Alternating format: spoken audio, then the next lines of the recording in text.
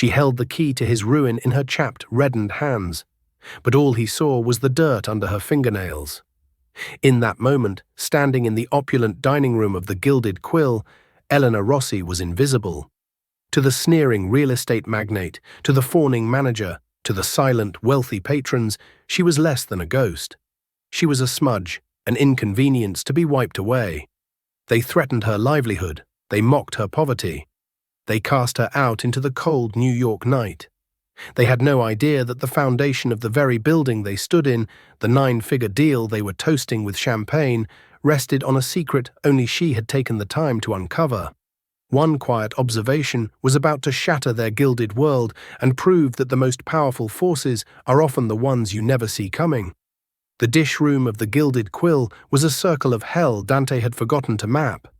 A perpetual cloud of steam, thick with the ghosts of garlic and seared scallops, clung to the sweating tile walls. The roar of the industrial sanitizer was a constant, deafening beast, punctuated by the metallic shriek of racks being dragged across the concrete floor. For Elena Rossi, this was the soundtrack of her life, 8 hours a day, 5 days a week.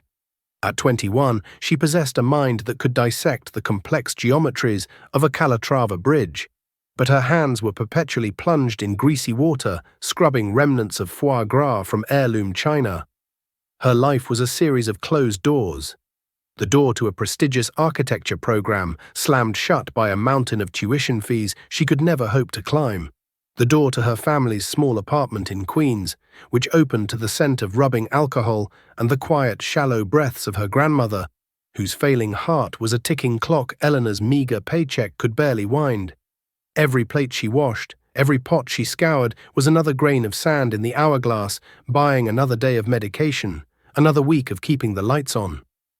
But even in hell, Eleanor found her own private heaven. It was in the bones of the building itself. The Gilded Quill wasn't just a restaurant, it was a landmark, a Gilded Age masterpiece on the Upper East Side, built in 1898. During her 15-minute breaks, she wouldn't huddle outside with the smokers. She would wander. She'd trace the intricate wrought iron of the grand staircase, her fingers mapping the acanthus leaves forged over a century ago. She'd stand in the empty ballroom on the 3rd floor, staring up at the coffered ceiling, mentally deconstructing the load-bearing trusses hidden behind the ornate plaster. She had a tattered sketchbook, its pages filled not with portraits or landscapes, but with cross-sections of cornices, stressed diagrams of the archways, and detailed renderings of the building's unique facade. She knew its secrets. She could feel its sighs and groans, the way the old oak floors settled in the humidity, the particular way the winter wind whistled through a hairline fracture in the north-facing stained glass window. She was not a dishwasher. She was the building's silent, unacknowledged biographer. Her observations were dismissed as daydreams by the other staff. Julian, the restaurant's manager, a man whose spine seemed to be made of gelatin, saw her only as a pair of hands. Rossi, less staring, more scrubbing, he'd hiss, his cologne an offensive cloud in the humid air. "Mr. Finch is coming tonight. Everything must be perfect." The name Alistair Finch was spoken in hushed, reverent tones among the staff for weeks. He was a titan of modern real estate, a man who didn't build buildings so much as devour them, leaving gleaming, soulless glass towers in their place. He was in the final stages of a monumental deal to purchase the Gilded Quill. The staff whispered he was paying a fortune, nearly $500 million. They saw him as a savior, a source of continued employment. Elena saw him as a wrecking ball in a bespoke suit. She had seen his other projects. He didn't restore, he erased. The thought of him laying a single finger on the Gilded Quill made her stomach clench with a sickness that had nothing to do with the dish room's fumes. That evening, the air in the restaurant was electric, with a sycophantic hum. Alistair Finch had arrived. He wasn't a man who entered a room. He conquered it.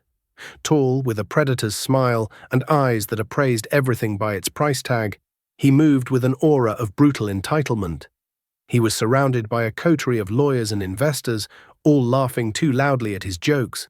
Julian practically prostrated himself, leading them to the best table in the house, the coveted corner booth overlooking the private garden. "Mr. Finch, an honor, a true honor," Julian oozed. The 1982 Lafitte Rothschild, as you requested. And may I say, congratulations on the impending finalization, a new era for this grand establishment. Finch waved a dismissive hand. Save the champagne until the papers are signed tomorrow, Julian. Don't want to jinx it, but bring me a Macallan 25. Neat. And tell your chef I want the best of everything. Don't bore me with a menu. Eleanor was in her pit, the roar of the machine a welcome shield from the world upstairs. She was scrubbing a stubborn saffron stain from a risotto pan when the kitchen door burst open. It was Maria, one of the waitresses, her face pale with panic. Elena, Julian needs you, now. Me? Why? The front of house was a foreign country to her. One of the busboys, Leo, he tripped. A whole tray of water glasses. Right next to Finch's table. There's water and glass everywhere. Julian is having a meltdown, and Leo's just a kid. He's frozen. A cold dread washed over Elena. She wiped her raw hands on her apron, the rough fabric scratching her skin. I'm not supposed to be out there. Julian screamed your name. Just go. Taking a deep breath that tasted of steam and detergent, Elena pushed through the swinging doors. The sudden quiet of the dining room was a physical shock. The low murmur of conversation, the gentle clinking of silverware, it was a world away from her roaring beast. And then she saw it, the puddle of water spreading ominously close to Finch's expensive leather shoes. Shards of broken glass glittered on the Persian rug like scattered diamonds.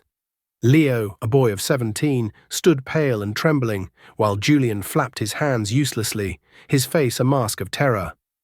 Finch was looking down at the mess with an expression of profound disgust, as if a sewer had backed up into his personal space. Julian, he said, his voice dangerously low, are you running a restaurant or a daycare for the incompetent? My deepest apologies, Mr. Finch, deepest apologies. We'll have this cleared immediately. Julian saw Elena and his eyes lit up with relief. Rossi, get over here, on your knees. Clean this up, now. He thrust a stack of linen napkins into her hands. The command, the public humiliation of it, sent a hot flush of shame up Elena's neck. But she saw the tears welling in Leo's eyes, and her own indignation was shoved aside by a protective instinct. She knelt, her knees protesting against the hard floor, and began carefully picking up the larger pieces of glass, wrapping them in a napkin. She worked silently, methodically, trying to make herself as small as possible. She was aware of Finch's gaze on her, a heavy, judgmental weight. He leaned over to one of his associates. Look at this, he said, his voice a stage whisper meant for the entire room to hear. This is the problem with these old places. You pay for the ambiance, but you get the dregs of the city for staff. Probably doesn't even speak English. Elena's hand froze over a shard of glass. Every word was a needle prick to her pride. She spoke 3 languages, had aced advanced calculus, and could explain the principles of tensile strength to a graduate class. But here, on her knees, she was just the dregs. She continued her work, her movements precise, her face a neutral mask.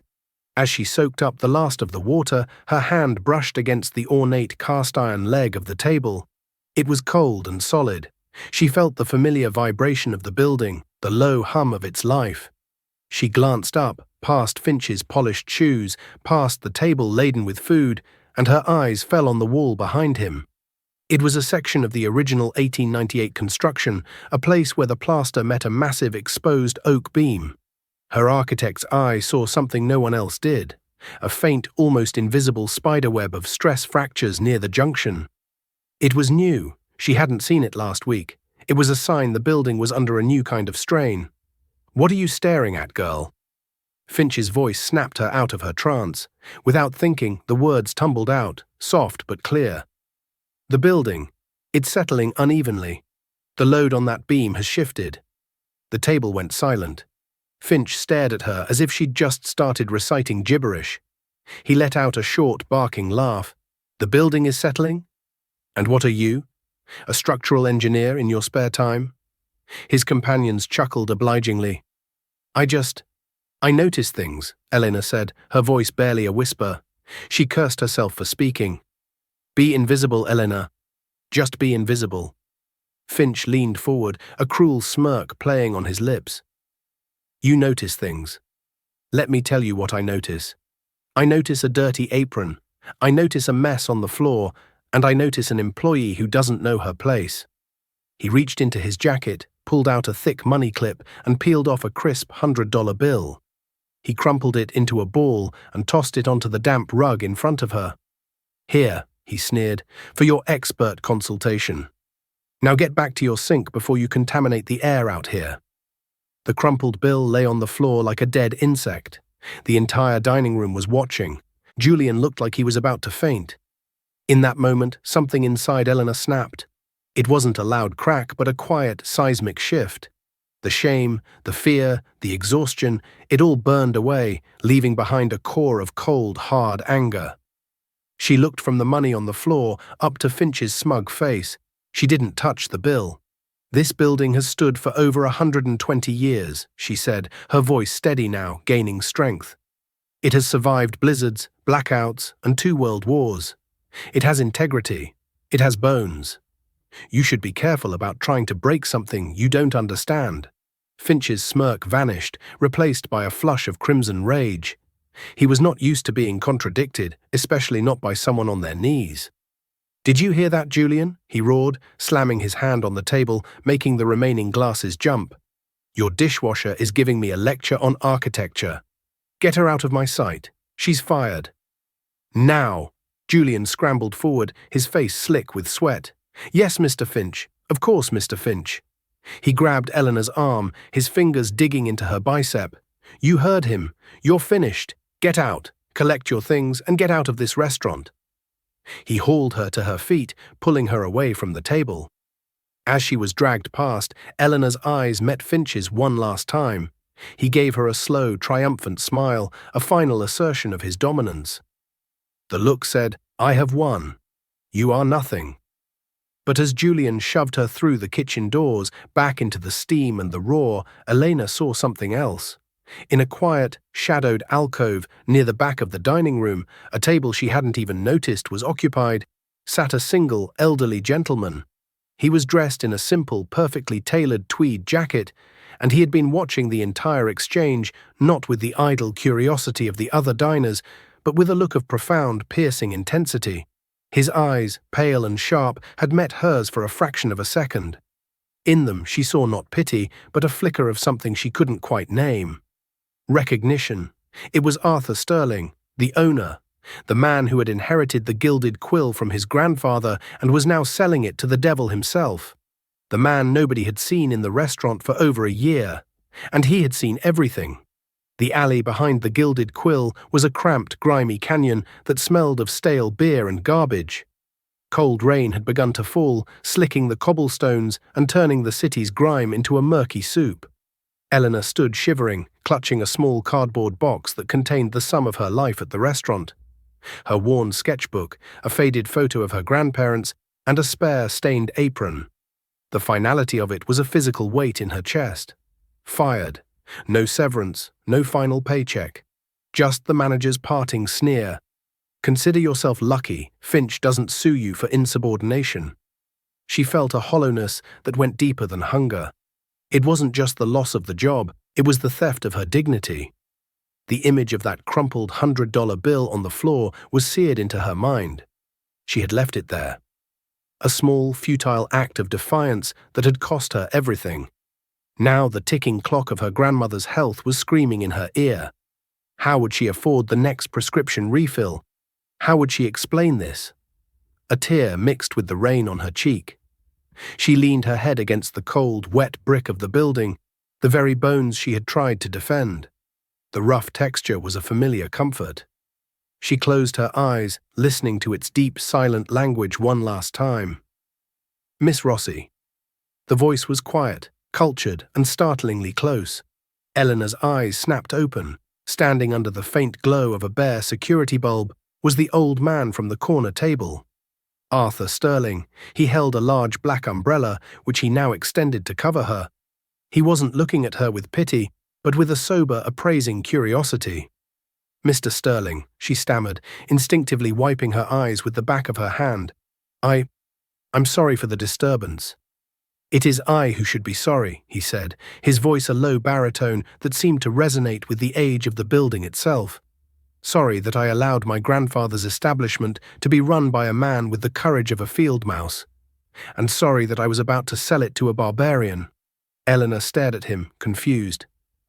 "But the deal—" "The deal is not yet done," Sterling said, his pale eyes fixed on her. "In the dining room, you said this building has bones. An interesting choice of words.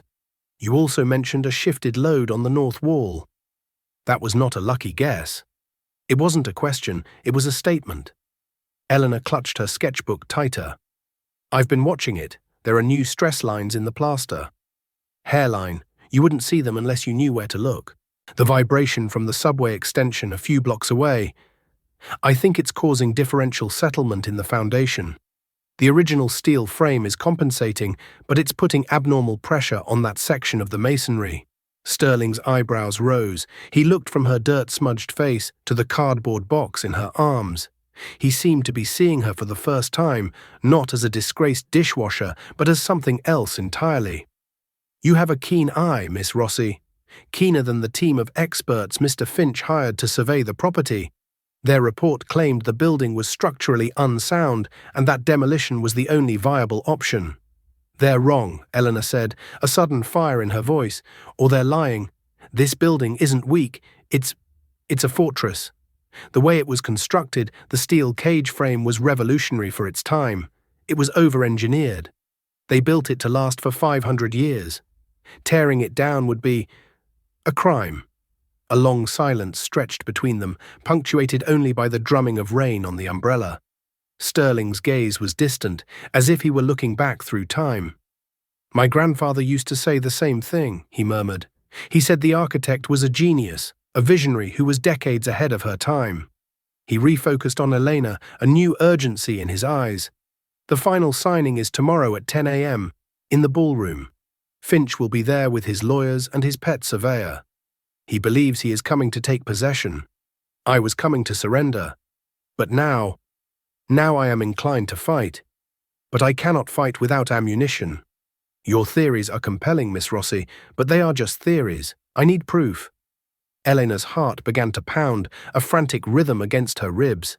This was insane. A dismissed dishwasher and a reclusive old millionaire against a real estate shark with a $500 million war chest. Yet a wild, impossible hope began to bloom in the barren landscape of her despair. "The original blueprints," she said, her mind racing, "and the construction ledgers. Do you still have them?" "They're in the old records room, in the sub-basement. No one has been down there in 50 years, Sterling said. "It's a dusty, forgotten tomb."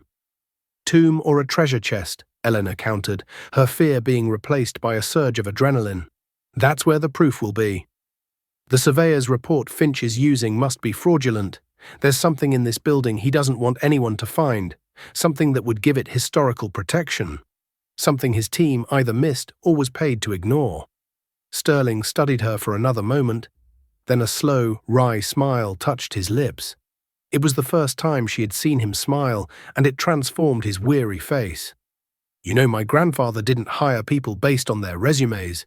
He hired them based on their character. It seems I have been neglecting family tradition." He gestured with his head back towards a small rusted service door. "Julian has gone for the night. The building is ours until morning. Shall we, Miss Rossi?" He wasn't offering her a job, he was offering her a weapon, a chance to fight back, for the building, for her grandmother, for herself. "Yes, Mr. Sterling," Eleanor said, her voice clear and strong in the rainy alley. "Let's go dig up some bones." The sub-basement of the Gilded Quill was like a journey to the center of the earth. The air grew colder, thick with the smell of damp soil, decaying paper and time itself. A single bare bulb cast long dancing shadows that made the labyrinth of pipes and conduits look like the entrails of a great metal beast. Sterling led the way to a heavy iron door, its surface blistered with rust. It took their combined weight to groan it open, revealing a room packed from floor to ceiling with wooden filing cabinets and canvas-bound ledgers. A thick blanket of dust covered everything, a grey shroud preserving a century of secrets. "My God," Elena breathed, stepping into the room. It was an architect's dream. This is it. For the next 8 hours, fueled by stale crackers from a forgotten staff locker and a thermos of lukewarm coffee Sterling found in his old office, they worked. They were a strange pair, the elderly aristocrat in his tweed jacket and the young woman in her dishwasher's uniform, united by a singular purpose. Sterling, with a surprising strength, hauled down heavy ledgers, while Elena, her hands now covered in dust instead of grime, carefully unrolled brittle, yellowed blueprints on the floor, weighing them down with loose bricks. The blueprints were magnificent works of art. Each line was drawn by hand, the ink still sharp, the notations written in an elegant looping script. As Eleanor studied them, her initial theory began to evolve into a certainty. "Look here," she said, her voice echoing in the silent room. She pointed to a section of the foundation plan. Standard deep pile foundations for most of the structure. But here, under the north wall, it's different. It's a floating raft foundation, highly unusual for 1898. It's designed to absorb and distribute seismic shocks, like the ones from a new subway line. Sterling peered over her shoulder, his eyes alight with discovery. Incredible. They anticipated it, even back then. Anticipated it and engineered for it, Elena confirmed. Finch's report must have ignored this. They'd have to. It proves the building was designed to withstand exactly this kind of stress. They kept digging. They found ledgers detailing the purchase of Bessemer steel, an astronomical quantity of it, far more than would be needed for a standard building of its size. But the true discovery, the one that would change everything, came around 4 in the morning. Elena was examining the master elevation drawing of the main facade. There was a notation in the margin, next to the grand arched window of the ballroom, written in the same elegant script. It read, "See supplemental drawing A14 for load-bearing cartouche detail." A14, she muttered, scanning the labels on the blueprint tubes stacked in the corner.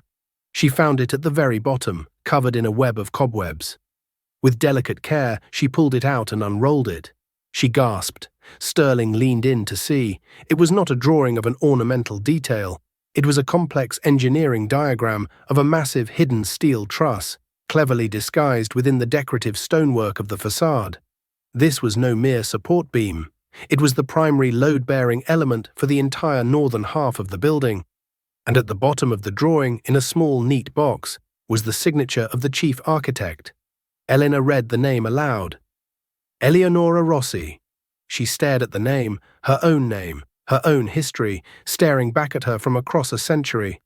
A ghost in the machine. Sterling's breath caught in his throat. Eleonora Rossi, he whispered, a look of dawning wonder on his face. Of course, my grandfather mentioned her. He said she was a brilliant Italian immigrant, one of the first women to graduate from Columbia's School of Architecture. But her name was suppressed. The developer, a man named Vanderbilt, didn't think anyone would trust a skyscraper designed by a woman. So they put a man's name on the public filings. She was erased. Eleanor traced the signature with her finger. Eleonora Rossi, a woman who looked like her, who shared her name, had designed this masterpiece. She had poured her genius into these walls, only to be written out of history. Finch wasn't just trying to tear down a building, he was trying to bury Eleonora's legacy for a second time. But this isn't the key, Eleanor said, her mind working furiously. This is history. It's beautiful, but it's not a legal bombshell. Finch could argue it's irrelevant. She stared at the complex truss diagram. There's something more here. Why go to such lengths to hide the main support structure inside a decorative element? She looked back at the main blueprints, then at the supplemental drawing. Wait a minute. Her eyes widened. Mr. Sterling, do you have a tape measure? He found one in a rusted toolbox. Eleanor scrambled up a rickety ladder, holding the end of the tape. Hold this at the base of the north wall on the main plan, she instructed. She measured the dimensions, her lips moving as she calculated the scale. Then she did the same with drawing A14. That's it, she breathed, climbing down from the ladder, her face pale with the enormity of her discovery. That's what they're hiding. What is it, my dear? Sterling asked, his voice tense. The truss, Eleanor said, looking up at him, her eyes burning with intensity. The one designed by Eleonora. It's not just steel. According to these plans, its core is reinforced with a solid bronze inlay, not for strength, for preservation. And the cartouche, the decorative stone shield on the outside that hides it. It's not stone. It's a solid cast bronze plaque. It's meant to be a time capsule. There are markings on the diagram indicating a hollow cavity within. She pointed to a faint, spidery script on the blueprint. It says, "To be opened upon the centennial of the building's dedication or in the face of its demise." She looked at Sterling, her voice dropping to a whisper. Finch's survey team didn't just miss this. They had to have found it. A solid bronze element of that size would show up on any modern material scan. It would be worth a fortune in scrap alone. They're not just ignoring the building's strength, they're planning to quietly carve out and sell the plaque before the demolition, pocketing the money. That's the fraud. The survey is a lie to facilitate a theft. A slow, cold fury settled in Arthur Sterling's eyes. He looked at the blueprint, at the elegant signature of the forgotten woman architect, and then at the determined, dust-streaked face of her namesake. "They are not just destroying a building," he said, his voice like gravel. "They are robbing a grave." He looked at his watch. It was 7:15 a.m. "We have less than 3 hours. Miss Rossi, go home, shower, change, find the most professional outfit you own. I will make some calls. We are going to war." The ballroom on the 3rd floor of the Gilded Quill was a symphony of faded grandeur. Sunlight, filtered through the tall, arched windows, illuminated dust motes dancing in the air like tiny fairies. At the far end of the room, a long mahogany table had been set up. Alistair Finch sat at its head, radiating smug satisfaction. His lawyers, a trio of men with identical grey suits and predatory smiles, flanked him. Opposite them sat a nervous-looking man in a rumpled suit. Finch's pet surveyor, a Mr. Evans. The final contracts, a thick stack of paper representing the death warrant of the building, lay in the center of the table. Finch checked his gold watch impatiently. "Where the hell is Sterling? It's 10 past 10. It's bad form to be late to your own execution." He chuckled, and his lawyers dutifully joined in. Just then, the grand ballroom doors swung open. Arthur Sterling entered. He was no longer the weary, tweed-clad observer from the night before. He wore a crisp, dark navy suit. His silver hair was perfectly combed, and he moved with an air of cold, commanding authority that had been dormant for years. He was not alone. Walking beside him, her head held high, was Eleanor Rossi. She had traded her uniform for a simple black dress, the one she kept for funerals and job interviews, and a borrowed blazer from her grandmother. Her hair was pulled back in a severe bun, and in her hand she carried a single, rolled-up blueprint, tied with a piece of twine. She looked young, out of place, and utterly determined. Finch's jaw dropped. He stared at Elena as if she were an apparition. A slow, incredulous, and insulting grin spread across his face. "Sterling, what is this? A joke? Did you bring the help to serve us coffee? I had her fired last night. Or did you forget?" "Miss Rossi is not here to serve coffee, Alistair," Sterling said, his voice echoing in the large room. He and Eleanor took their seats opposite Finch. "She is here as my architectural advisor." A wave of derisive laughter erupted from Finch's side of the table. The surveyor Evans snorted into his hand. "Your architectural advisor?" Finch scoffed, leaning back in his chair. "The dishwasher?" "Sterling, I knew you were getting old, but I didn't realize you'd gone completely senile. What's next? Is the valet going to be your new CFO?" Elena's knuckles were white where she gripped the blueprint. She met Finch's mocking gaze without flinching. Her silence seemed to unnerve him more than any retort would have. "We are here to discuss a discrepancy in the structural survey report submitted by your associate, Mr. Evans," Sterling continued calmly, nodding toward the nervous surveyor. Evans shifted in his seat. "There are no discrepancies, Mr. Sterling. My team was thorough. The building's frame is compromised. The foundation is unstable. Demolition is the only prudent course of action. It's all in the report." "Is it?" Eleanor said, speaking for the first time. Her voice was quiet but carried a surprising weight. She slowly unrolled the blueprint on the table. It was drawing A14. "Then perhaps you can explain this, Mr. Evans."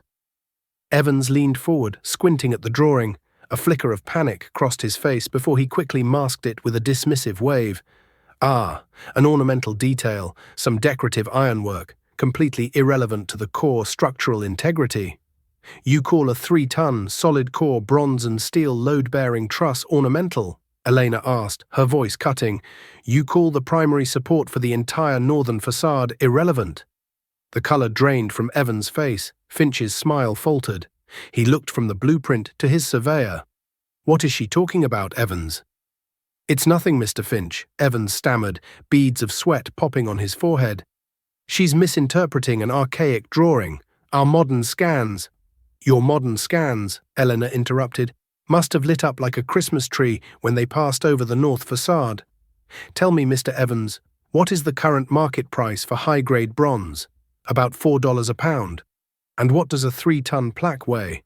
6,000 pounds. What's that come out to? A tidy, untraceable bonus of $24,000. Or was Mr. Finch going to give you a bigger cut? Finch shot to his feet, his face a thunderous mask of fury.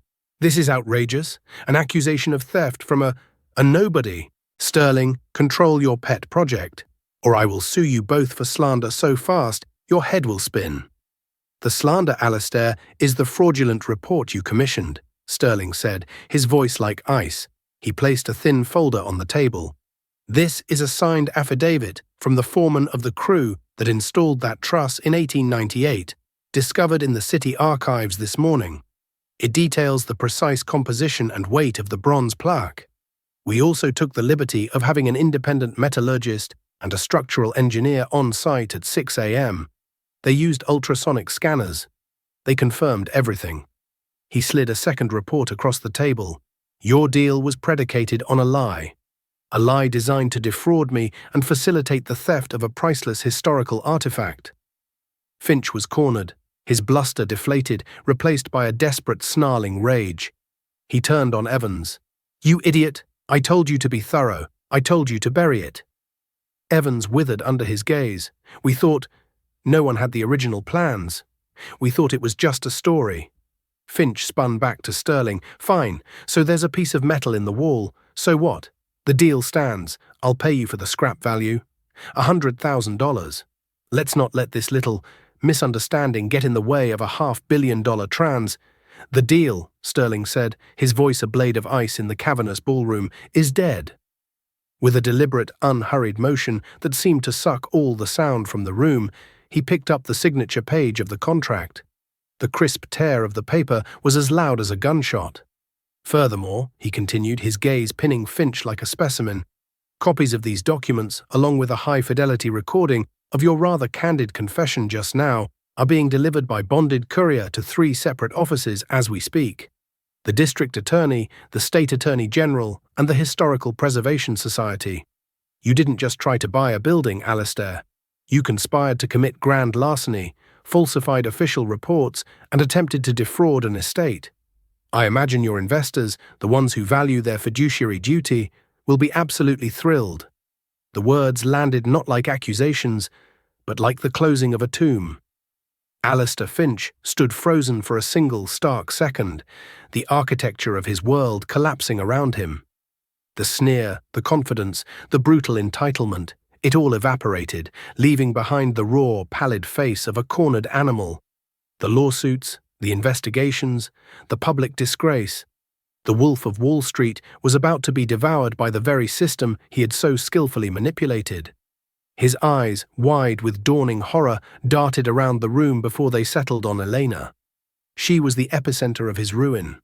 The dishwasher, the smudge he had tried to wipe away. The silent, kneeling girl who had dared to speak. In his mind, she was not a person, but a symbol of his impossible, unthinkable failure. A low, guttural sound escaped his throat, a noise of pure, unadulterated hatred. You, he hissed, the word trembling with a venom that was almost tangible. You did this, you little roach. He leaned over the table, his knuckles white, his manicured facade cracking to reveal something ugly and primal beneath. You think you're clever. You crawled out of the steam and the grease to ruin me. I will crush you. I will spend every last cent I have to make sure you never wash another dish, never sketch another line, never draw another breath in this city without looking over your shoulder. I will destroy you." He lunged, a sudden violent explosion of movement, his hands clawing across the polished mahogany, reaching for her. Eleanor flinched, a purely instinctual reaction, but she did not scream. She did not recoil. In that split second, a strange and profound calm washed over her. She saw him not as a monster, but as a pathetic, hollow thing, a man whose only remaining power was the threat of physical violence. He never reached her. Sterling, with the fluid grace of a man half his age, moved between them. He was not a physical barrier so much as an absolute one. He did not shout. He did not struggle. He simply pressed a small, discreet button on the underside of the table. Less than 3 seconds later, the ballroom doors opened and 2 security guards, broad-shouldered men in severe black suits who had clearly been waiting for this exact signal, stepped inside. "Alistair," Sterling said, his voice as calm and final as a judge's gavel as he adjusted the knot of his tie, "you have overstayed your welcome. Gentlemen, please escort Mr. Finch, Mr. Evans, and their associates from my property. They seem to have lost their way."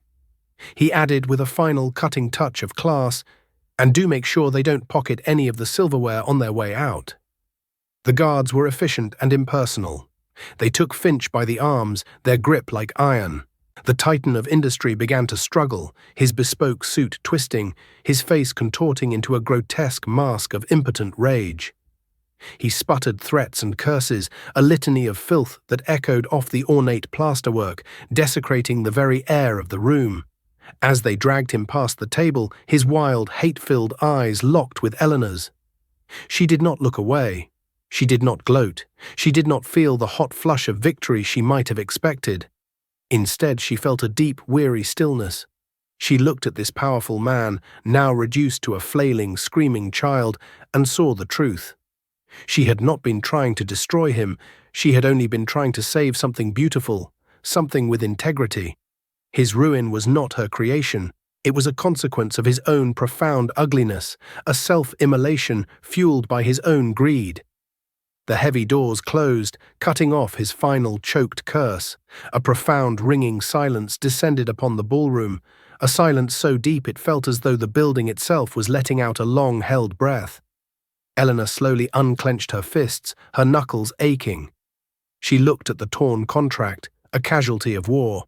She looked at the ancient blueprint, a map to salvation. And then she looked at Arthur Sterling. He had walked to the grand arched window and was gazing out at the city, his hands clasped behind his back. The morning sun cast his silhouette against the light, making him seem both timeless and translucent. "Eleonora Rossi," he said, his voice soft, almost a whisper to the room itself. Her name was erased from the public record, her genius credited to a man. I think today she was finally given a voice. He turned from the window, his pale eyes finding hers. They were filled not with gratitude, but with a deep, quiet respect. "Thank you, Eleanor." Eleanor looked down at her own hands. They were still chapped, the skin around her nails still raw from the caustic dishwater. But they were steady. They had held the key, they had unrolled the truth, and they had not trembled. "The building spoke for itself," she said, her voice finding its footing in the vast, quiet room. "I just translated." The weeks that followed were a blur of headlines and legal tremors. Alistair Finch's empire did not just crumble, it imploded, revealing a rotten core of systemic fraud that sent shockwaves through the city's financial district. The Gilded Quill became a media sensation. The story of the dishwasher who toppled a giant, a modern-day fable, repeated on news channels and in glossy magazines. For Eleanor, it was a surreal and disorienting whirlwind. Reporters camped outside her Queen's apartment building. She quit her job, or rather accepted that it no longer existed, as Julian had been unceremoniously fired and the restaurant was closed indefinitely. She spent her days tending to her grandmother, whose health and spirits seemed to improve with every news report detailing Finch's downfall and deflecting calls from lawyers and book agents. Through it all, a gnawing anxiety remained. They had won the battle, but the war for the building's future was far from over. One crisp autumn afternoon, a call came from Arthur Sterling. He requested her presence at the Quill. She found him not in the ballroom, but in his grandfather's old office on the second floor, a room that hadn't been used in decades. It was a time capsule of leather-bound books, brass fittings, and the faint, pleasant scent of pipe tobacco and old paper. Sterling sat behind a massive oak desk, a single file folder before him. The Historical Preservation Society has fast-tracked landmark status, he began without preamble, gesturing for her to sit in the worn leather chair opposite him. Your discovery of Eleonora's original plans and her foundational role in the design was the tipping point. The building is protected from demolition in perpetuity. A wave of relief so profound it was almost dizzying washed over Elena. That's wonderful. It is, Sterling agreed, his expression sober, and it is a catastrophe. He opened the folder, revealing a series of spreadsheets and financial reports. Landmark status comes with a legion of regulations. Any restoration work must be historically accurate, which means it will be astronomically expensive. The building, as it stands, is a financial hemorrhage. The restaurant was barely breaking even. As a protected, non-operational entity, it costs me nearly $80,000 a month just to exist. He sighed, the weight of his legacy seeming to settle physically upon his shoulders. I have saved its soul, Eleanor, only to watch its body starve to death. I cannot afford the restoration it deserves, and I cannot legally tear it down. It is a magnificent, beautiful prison. Elena's heart, which had been soaring moments before, plummeted. She saw the future stretching out, the building slowly decaying, a grand monument to a victory that ultimately meant nothing. Its windows growing cloudy, its grandeur fading under a layer of dust and neglect. Sterling watched her face, his gaze sharp and appraising. You see the problem. I have spent the last 2 weeks meeting with accountants, with developers, with city planners. They all offer the same soulless, pragmatic solutions. Turn it into a chain hotel. Carve it up into 100 tiny, overpriced condominiums. Lease the ground floor to a pharmacy. He waved a dismissive hand. They see a ledger. They see square footage. They do not see the bones. He leaned forward, his eyes locking onto hers with a familiar intensity. That, my dear, is why I asked you here. I am tired of listening to men who see only numbers. You are the only person I have ever met who understands this building's language. You are its biographer, its defender. So I ask you, what do you think we should do with it? The question hung in the air between them, vast and terrifying and exhilarating. It was not a hypothetical query, it was a transfer of power. He was giving her the reins. He was asking her, Elena Rossi, former dishwasher, dreamer of impossible structures, for a vision. For the future, for the next 7 days, Elena lived and breathed the Gilded Quill. Sterling gave her a key, and she spent her days, from dawn until long after midnight, walking its silent halls. She didn't just look. She listened. She sat in the cavernous, steam-filled dish room, remembering the roar of the machine, the weight of shame. She stood in the center of the dining room, picturing Finch's sneer. She climbed to the ballroom, the site of the confrontation, and felt the ghosts of the past century dancing in the dust motes. Her sketchbook, her constant companion, filled with new life. She was no longer just documenting what was, she was furiously, passionately imagining what could be. She returned to the office a week later, not with a single idea, but with a comprehensive, holistic vision. She carried a portfolio filled with sketches, floor plans, and pages of handwritten notes. She was terrified, her heart a frantic drum against her ribs, but as she sat before Sterling, she channeled the same cold, clear resolve she'd felt when facing down Alistair Finch. You can't save it by thinking of it as one thing, she began, her voice quiet but steady. She laid her first sketch on the desk. It showed the ground floor. The Gilded Quill restaurant remains, but it becomes smaller, more exclusive, a jewel box. We restore the original 1898 bar. We focus the menu on its history. It stops trying to be trendy and starts being timeless. It becomes a destination, not just a restaurant. She laid down another drawing. The second floor becomes the Eleonora Club, a private members club for arts and letters, a library in this very office, a lecture hall, a quiet place for the city's creative minds. It leverages the building's prestige and creates a steady revenue stream from dues. Another sketch. The ballroom is its own entity, a premier event venue. We restore the ceiling, the windows. It hosts weddings, charity galas, civic events. It brings the community inside the walls, makes the building a part of the city's living fabric again. She paused, taking a breath, then laid down her final, most audacious drawing. And the top 3 floors, the ones that have been used for storage for 50 years, you convert them into 6 residences. The Sterling residences at the Gilded Quill. Not apartments, homes, for people who don't just want to own a piece of the skyline, but want to live inside a work of art. She slid a final page of notes across the desk. The revenue from the sale of the residences, combined with the club memberships, funds the entire restoration project. The building doesn't just survive, it becomes a self-sustaining ecosystem. It becomes alive. Sterling was silent for a very long time, his fingers steepled under his chin. He studied each drawing, his gaze lingering on the details, the flow, the sheer audacity of it. The silence stretched, and Elena's courage began to waver. Had she overstepped? Was it all a foolish dream? Finally, he looked up, and his face was unreadable. It is a brilliant plan, Elena. Visionary. It respects the history while securing the future. He paused, his eyes searching hers. But it requires a singular vision to execute it. A leader who understands both the poetry of the architecture and the prose of a balance sheet. Someone to oversee every detail, from negotiating with the historical commission to selecting the thread count for the club's linens. I can help you find someone, Elena offered quickly, her mind already racing through names of famous restoration architects.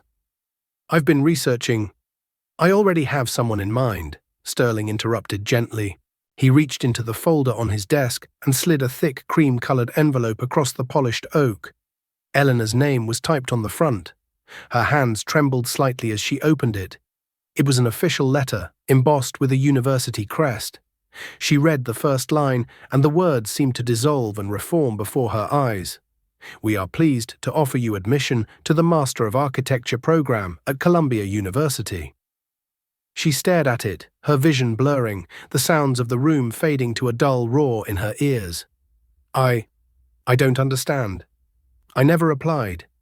I took the liberty, Sterling said, a rare, small smile touching his lips.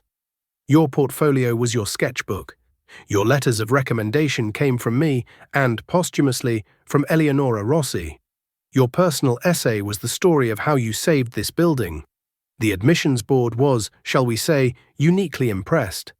He leaned forward, his expression becoming serious, intense.